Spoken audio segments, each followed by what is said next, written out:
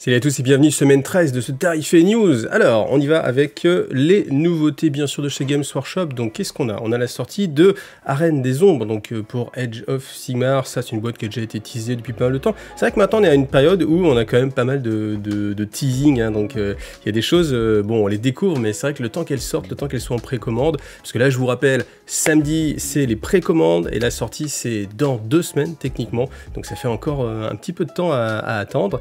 Donc, on avait déjà vu, donc il y a un petit peu plus que 2 figurines d'habitude, on a toujours 2 figurines exclusives, les 2 personnages, donc qui sont, voilà, on en a déjà parlé en long et en travers, et là on a quand même cette unité en plus qui est disponible, donc on a un petit peu quelques petites informations, pas grand chose de plus, mais on a un unboxing, donc on peut voir que les grappes des 2 personnages sont séparées, donc sans doute, bien sûr, comme d'habitude, une sortie en blister un peu plus tard, voilà.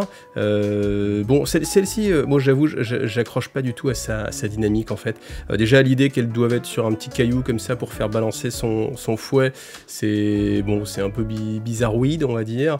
Le fait qu'elle a les petites bandelettes aussi, tu peux te demander vraiment, bon ok, c'est une elfe, donc voilà, d'accord, ok, mais on peut se demander quand même comment elle fait pour pas s'accrocher avec les petites ceintures, de boucles de ceinture qui dépassent avec des crochets. Je serais curieux de la voir vraiment en train d'agir et de bouger avec son fouet. Par contre, lui, franchement, moi j'adore cette figurine, forcément, ça me parle, c'est une Nighthaunt, j'aime beaucoup les Nighthaunt, et puis là, voilà, la petite fiole avec une sorte de fumée, l'encensoir, voilà, les bougies, tout ça, moi j'aime beaucoup.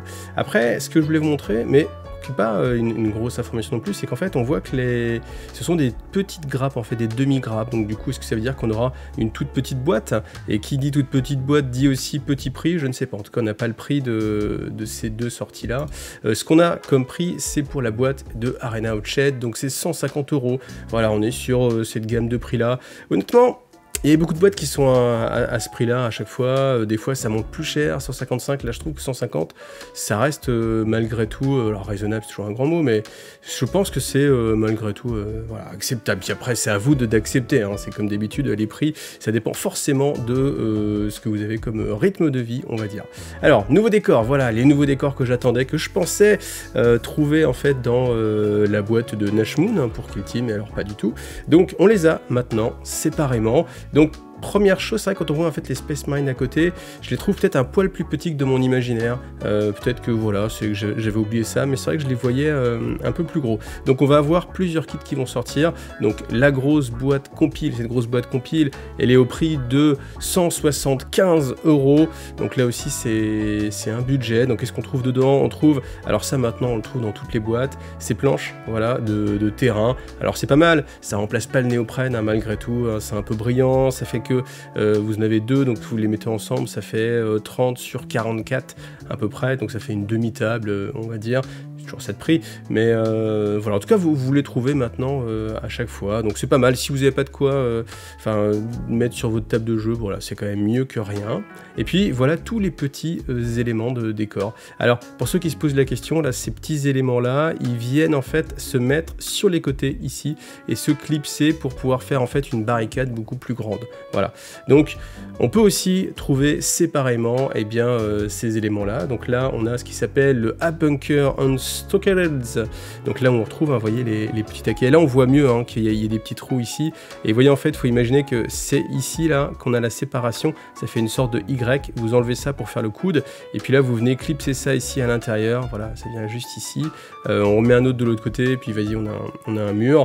Alors ces éléments, moi je les aime bien. Sur le côté, ils sont moins typés Warhammer 40 000. Donc forcément, quand on a un petit peu multijeu, on a envie que ces décors ils soient réutilisables pour d'autres choses. Parce que quand j'achète mes décors, si j'arrête de jouer à Warhammer 40 000, imaginons, je sais pas si ça arrive un jour, mais si j'y joue plus, eh bien je peux réutiliser mes décors pour d'autres jeux et ainsi de suite. S'ils sont très typés Warhammer 40 000 avec beaucoup de crânes, des gros crânes, vous voyez, qui sortiraient de un petit peu partout, ce serait un peu plus difficile. Alors que là, même, on peut aller même encore plus loin, quelqu'un qui ne joue pas à Warhammer 40 000 ni Kill Team, il peut avoir envie, s'il joue à un jeu SF, d'avoir envie d'avoir ces décors là. Et je trouve que c'est quand même une très bonne chose parce que Games Workshop, il n'y a aucune autre marque qui propose des décors de cette qualité en plastique, j'en ai déjà parlé plusieurs fois. fois, mais c'est vrai qu'il faut l'avoir en tête.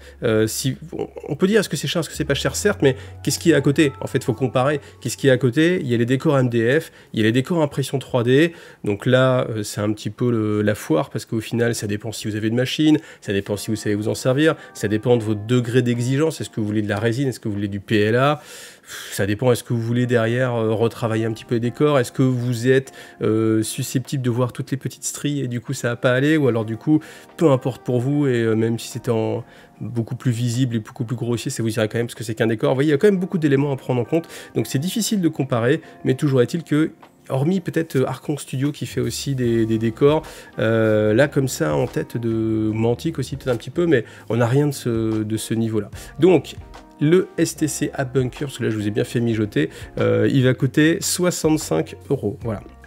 Ça, celui-ci, là, c'est mon préféré, j'avoue, le landing pad, même si on peut se demander ce qui peut atterrir comme navette, parce que quand on voit les Space Marines dessus, on avait une image un petit peu ici, où est-ce qu'on l'a? Ici, là. Enfin, vous voyez, il n'y a pas grand-chose qui peut atterrir, donc le Thunderhawk, c'est mort. Je pense qu'un Harvus Lighter, ça peut, mais voilà. Sinon, j'aime bien l'idée, en fait, comme ça, quelque chose atterrit, ça s'ouvre. Ce qui est dommage, c'est que les conteneurs standards, ils rentrent même pas dedans. Je pense que ça aurait été vraiment sympa qu'ils le fassent un peu plus gros et puis qu'on ait vraiment les conteneurs, comme ça on pourra imaginer, je suis sûr que ça plaira à Mar, en fait une sorte de landing plateforme avec des conteneurs qui les lâcheraient comme ça et ils rentreraient au fur et à mesure dans cette ouverture, voilà. Après ce que j'aime bien aussi, j'ai oublié d'en parler, mais il y a toujours ces ouvertures qui permettent de les connecter avec tout ce qui est les tuyaux qui ont sorti Prometheum Pipe et tout ça, et c'est bien parce que ça donne vraiment une cohérence énorme à toute leur gamme de décors. Donc le landing pad c'est 55 €, voilà, avec les petits conteneurs on imagine de carburant, voilà, pour les navettes aussi, donc ça c'est pas mal. Ensuite les Vox Antenna and Auspex Shrine, donc c'est pareil, ça je le voyais un peu plus gros, au final c'est pas mal. J'aime bien le style parce qu'il fait quand même malgré tout gothique, fait que beaucoup de petits traits un petit peu comme ça, un petit peu gigeresque sur cette partie là, sans qu'il y ait vraiment trop de crânes. On en voit quand même quelques-uns, il y en a quelques-uns ici, mais après ça peut se cacher très facilement, donc ça aussi ça va être à 55 €. Donc si on fait le compte, 55 plus 55, 110, 110 plus 65, ça vous fait 175, et c'est exactement le prix de la boîte. Donc vous dites, bah tiens, quel est l'intérêt d'acheter la boîte? Et bien c'est quand vous achetez la boîte, vous avez ces tapis, enfin si on peut parler de tapis, ces terrains en carton d'offert avec. C'est moi, Iggy du futur. Écoute, arrête-toi, ne dis pas de bêtises, parce que là, tu vas dire une énorme bêtise. En fait, il y a 2 fois le bunker à l'intérieur. Donc, au final, il y a quand même un intérêt, au-delà de juste avoir les tapis en carton. Heureusement, je t'ai arrêté avant. Voilà, parce que ceci, vous l'aurez aussi séparément. Alors là, j'ai pas le prix. J'ai pas réussi à trouver le prix de ce Battlefield Gaming Board.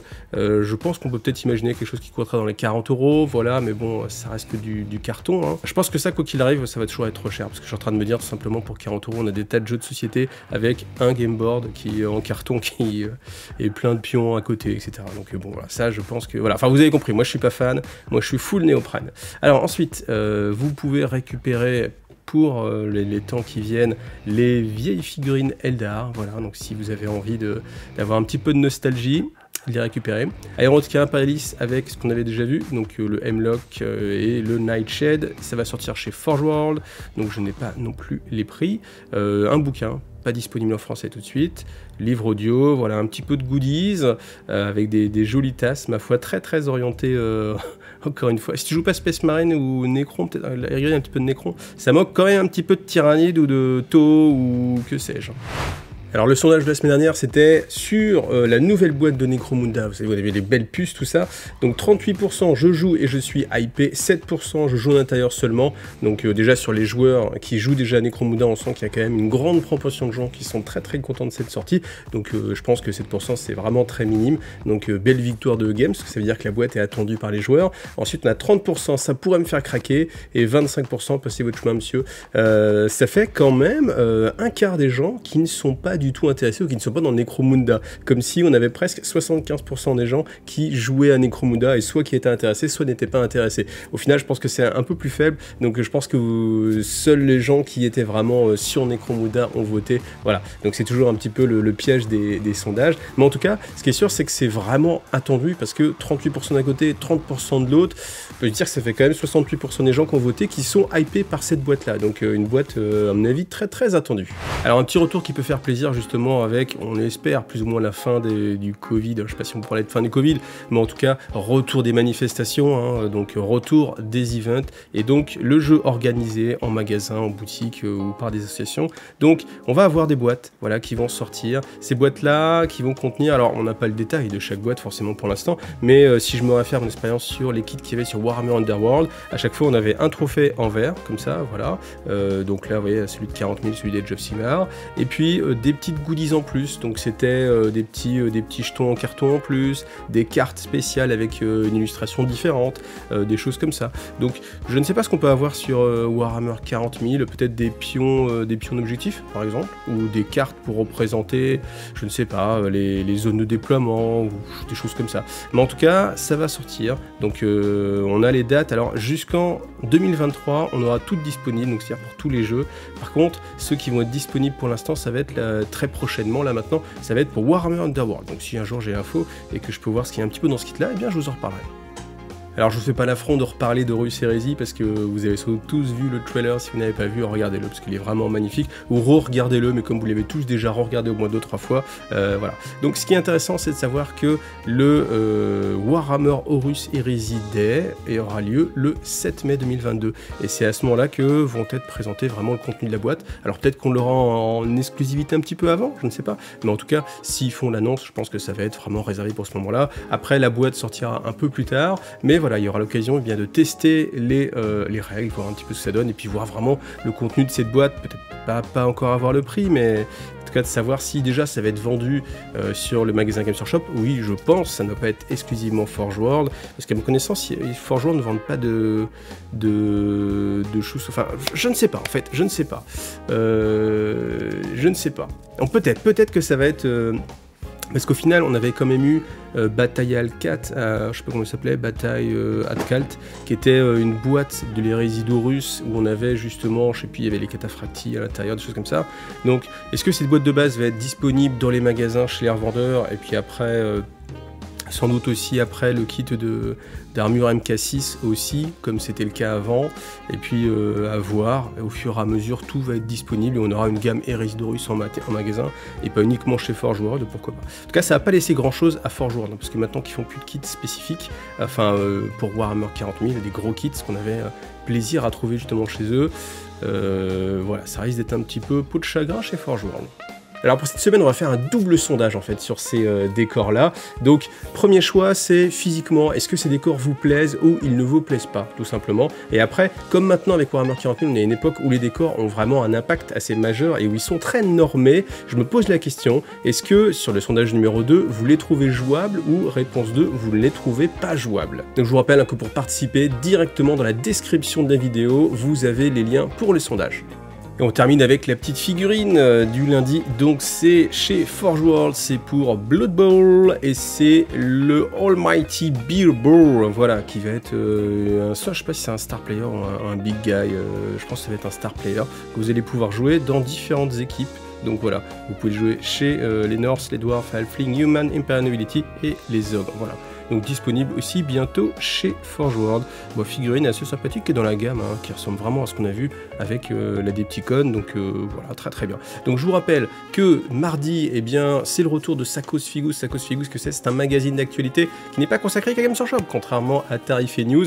Vous me le demandez, voilà, là je vais le faire sous cette forme-là. Donc Sakos Figus, je serai avec l'ami Uriel de la chaîne Biggs, voilà, il n'a pas pu être là quand j'avais fait le méga live multi-youtubeur, donc ça va être réparé, et puis je vais faire comme ça, une fois par mois, un petit peu l'actu générale en mode ouvert, c'est-à-dire vous pouvez participer, bien sûr, c'est l'intérêt du live. Donc voilà, n'hésitez pas à venir demain soir sur YouTube, et merci à vous tous en tout cas, et à bientôt, et salut!